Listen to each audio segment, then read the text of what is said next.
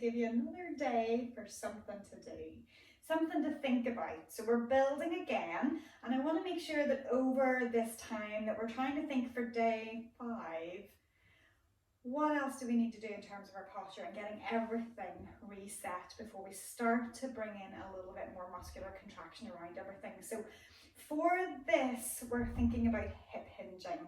It is such an important movement in terms of how posture works well. So when I bend over, whether it's to pick something up, whether it's to sit on a chair, whatever it is that I'm doing, if I round my back, again, what's happened is I've collapsed that rib cage down onto the pelvis. So that core is not working. So how can I protect my back when my head is one of the heaviest parts of the body, and whatever I'm doing in front is weight bearing, or adding weight rather, weight loading the spine. So in terms of that, like, yeah, your spine should cope with a certain amount, but sometimes it just doesn't. So what we want to make sure then is that we have that belt as a safety belt. Why do you think a lot of weightlifters will use something around their midsection to give them extra security? Ultimately, you want to make sure that you're really using the core muscles to help set you up, and not push on through and develop everything else and not develop your core, because ultimately this is what's going to keep you working. It's what integrates arms and legs together. So whenever we're thinking about like sitting and standing, for example, we need to be able to hinge at the hips. And if you're doing exercise, you need to be able to squat, because, well, even for independent living, we need to be able to squat to get onto the toilet and back off again. If you fall onto the floor and you need to get up, you need to be able to bend at the hips. And we want to do it in such a way that the core is working. We can use it as an awareness exercise for shaping, but we use it in everyday life activities, and we can use it as a training mechanism. So what we're going to use then is to build on setting up your skeleton, your posture, and the muscular control. So we're going to use this idea of a stick. So if you need to go and get one, you can pause the video, run away, get a stick, and then come back again. So this is a very attractive brush, which I've removed the end of. So what I'm going to get you to do is to place the stick in behind you, one hand overhead and one hand then at the back. Now I want you to make sure, because what we're going to do is take it to the seat in a moment. I don't want you to go down too low or it's going to hit the chair. But I want you to have it in contact with the pelvis, so kind of in between your butt cheeks, the bone at the back, the sacrum. And then I want you to have the ribs connected with it around that mid-back area, and then the back of the head in contact. So you're setting up your posture the way that we have done, so that sense of lengthening weight mid-foot, in my neutral spine. I can feel the lower tummy connecting, my ribs are in, my head is nice and long. So when I have that postural position, that will also be a feedback tool that you can use to see, am I straight? It's a bit like using the wall. If you're not in contact with the head, you've got forward head posture. If your ribs aren't in contact, your back arching. And if your tailbone isn't in contact, then you're kind of slouching. You're in that posterior pelvic tilt and it's too far beyond neutral. So each of those are little deviations that can happen. Now I'm going to start first of all just sitting on the seat. So that again, you judge it just so you don't wreck your seat. But in that position, I want you to have, again, those 3 contact points at the sacrum, at the ribs, the spine at the ribs, and then the head. So hopefully here I have relatively good posture, and I can feel these muscles are working to hold me in here. This is not an easy movement, even for your arms. So in terms of the foot position, so around about hip distance apart, the heels underneath the knees isn't going to work in a seated position. So I want you to bring them a little bit behind. As much as possible, you don't tend to want to drift your knees too far over, but roughly no further than your toes. But ideally, if you imagine you've got shoelaces around the midfoot, knees trying not to go too far beyond there for the most part. We still need to keep that range of movement, so it still has to be used at times. So from there, we've got that postural position, everything's drawn in. This is where the hinge happens. If I want to get up and I lose those contact points, I've lost it at my tail, I've lost it at my head, so I've just completely rounded. And a lot of people get up that way. So we want to make sure, and we're not just being robotic here, but we are trying to just use the correct postural muscles. So I'm sitting tall. When I hinge forward, I'm hinging at the hips. So if you imagine there was a stick running through from my left to right hips, I'm rotating around that stick. So from there, I'm hinging forward. I still have my contact points. I can still feel them. I can feel my core working. I need to shift my weight onto my feet. Have I still got my contact points? My ribs for me started to come away. I had to draw in my core, kind of tucking my ribs into my trousers. And when I come up into standing, I'm still there.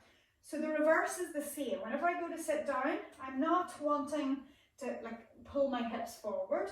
I'm not just wanting to bend my upper body forward. So I want to bend my knees a little bit and send my hips back, so I'm hinging. So you could lead with your tailbone first, let the knees bend. And when we're doing this as an exercise, the challenge is to have your bottom close to the edge, because especially as we go to rise up again, if we don't go far enough behind, you're going to miss the seat. Please don't, that might hurt. But I want you to get that sense that you do have to work. Now, I'm not going to trust that because that chair just moved a little bit on me. So you can start closer. That would be a moment for you've been framed. So we're going to take that hinge at the hips. I'm trying to keep all my contact points, and I'm back into the seat again. So these are a few repetitions that I want you to work through. So, you know, I talk a lot, but in terms of that, you could be constantly working through that to maybe do about 10 of those for me. If your arms get uncomfortable, just change them over. So you're doing 5 with right hand on top and then 5 with the left hand on top. That's a good way to shape how to sit and stand, so that then the next time, if you're in work or you're at home, whatever you're doing, getting up from your seat at a desk, at the dining table, from the loo, I want you to make sure that you're getting up and down, practicing that movement, because that way we're thinking about our postural alignment, but it should also start to get you to use your glutes a little bit more, as opposed to using your back muscles when you're bending. So again, if you want to translate that into exercise, then we want to try to get those 3 contact points. I'm not using the chair, so I might not even go down as deep as the chair, but I'm maybe taking just a small squat. If you find your chair is too low to work with this from, stack it up with a few pillows, or if you have a higher chair, you can use it. But I am trying to practice my tailbone leads back. I'm keeping those contact points. I can feel my core has to work. I'm keeping my chin drawn in and keeping my ribs pulled in. So you can take it that you could do a set of 10. The in-breath goes down, the out-breath, press those feet into the floor to drive it up. Almost feeling your sit bones start to squeeze together a little bit. And that way it really rises up tall, so we get that connection with it being an exercise and not just kind of lazy movement. But when we get there, we know if we were going to stop, we don't want to grip our butt all day. So you're in that tall postural standing position with only the relevant muscles contracting. So that's your exercise to practice. Another one that you can play with if you want to have an additional one is, again, once you've got that in place, it's the deadlift movement where it's just hinging at the hips. Again, we're not bending the knees on this one. There's only the tiniest little knee bends. You're keeping that the same. So you can hinge through the hips. So I'm not trying to encourage any deeper of a knee bend. I'm just sending my tailbone a little bit back as my body tips forward. But again, as I come forward, if I'm rounding, it's coming away from my tailbone. If I'm arching, my ribs are coming away. And certainly if I am letting my hips curl under my head, will come away. So you're trying to find that long spine, drive in through the heels, squeeze the sit bones and lift the posture. So again, this deadlifting movement, it's a training movement, especially if you do weights. If you train with any sort of weights, it's good to have this as an element of control. But we don't always bend over correctly if we're picking something up. If we're overreaching for something, and you carry on, you can do 10 of those. But if we were reaching for something, let's set that down. If I was going to reach for something, I need to lean forward. So there's a little bit more of that movement rather than a squat. Sometimes whenever I bend over to pick something up, I want to be in this position as opposed to rounding it down. But the idea is that if you are bending over, again, you've got this hinge action occurring and you have these postural placements in there. So whether I'm sitting down or whether I'm just bending over, so again, I could pick something up. I know my core is engaged as I do that. But alternatively, I could squat down, I can use hand support if I need to help me engage the core. And then alternatively, you could split the legs and you could bend to pick something up. But again, all of this is still this hinging action to drive back up again. So from that point of view, you could certainly play with 3 sets of 10. If you wanted to use this as a training movement, 3 sets of 10 for those squats, whether you do them onto a seat, whether you do them just air squats, And maybe a set with the stick and maybe a set without. So 3 sets of 10, crank them out. And then if you want to do the deadlifts, you could do maybe even just 1, 2 or 3 sets of 10 with that as well. If you have any particular back issues, these can be quite strong because no matter what, gravity, again, in standing it's coming down on your head. When we tip forward, it's coming down in every part of your back.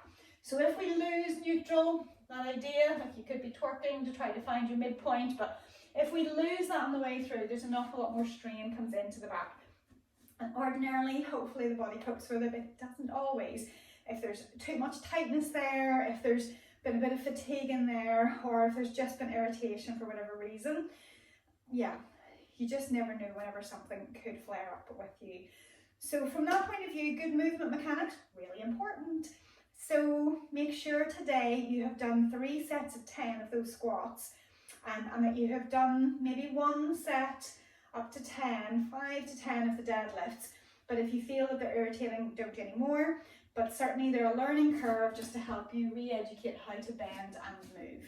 So that's building up on our postural alignment, our setup of our skeleton, and building up in terms of our core contraction, integrating our core with our legs, our glutes, our inner thighs, all of this that's going on. So I hope you find this useful again. Remember, we're building, so I want this platform set up so that we know that we're building all of the important, if you like, fundamentals. We could easily go into these in an awful lot more detail, but this is just hopefully enough to get you moving and to help you feel what a little bit every day can do to build you up towards where we're going. So again, leave us a like, leave us a comment. Would love to know how you're getting on with this, if you're enjoying it. And if you maybe have any particular requests, please bounce them across to me. And if you haven't already, subscribe to the channel. Have a good day, and I will see you again tomorrow. Bye.